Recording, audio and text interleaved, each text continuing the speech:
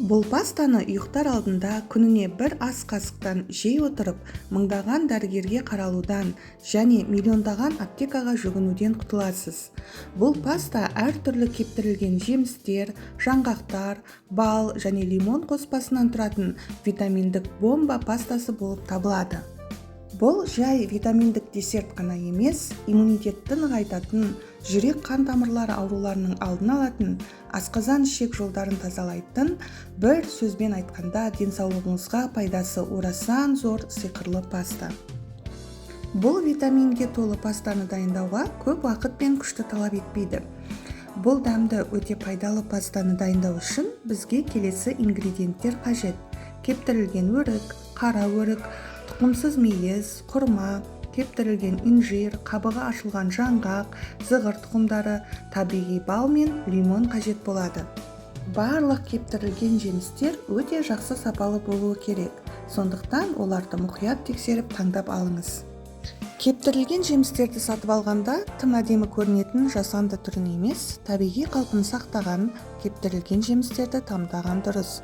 Себебі сырт пішінінде бір мін жоқ кейбір кептірілген жемістер ұзақ мерзімде әдемі қалпын сақтау үшін жасанды біркелкі түс беру үшін әртүрлі химиялық өңдеуден өтеді.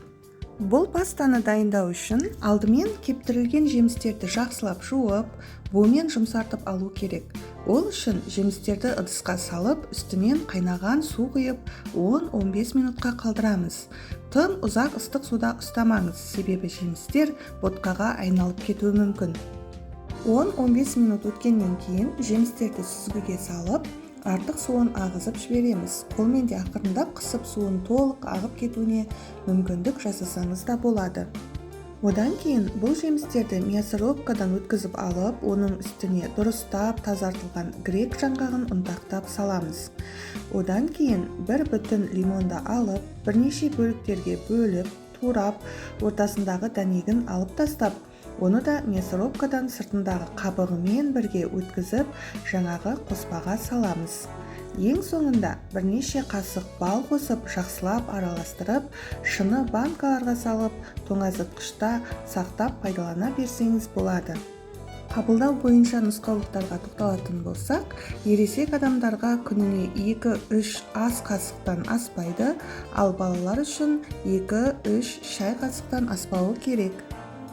Мұндай қоспаның пайдасы оның құрамында, өйткені кептірілген жемістер, жаңғақтар, бал және лимон құрамында көптеген дәрумендер, минералдар, органикалық қышқылдар, ферменттер, липидтер және антиоксиданттар бар. Ақпарат сіздерге пайдалы болса, каналға тіркеліп, видеоның астына лайк басып, видеомен достарыңызбен бөлісіп қойыңыздар.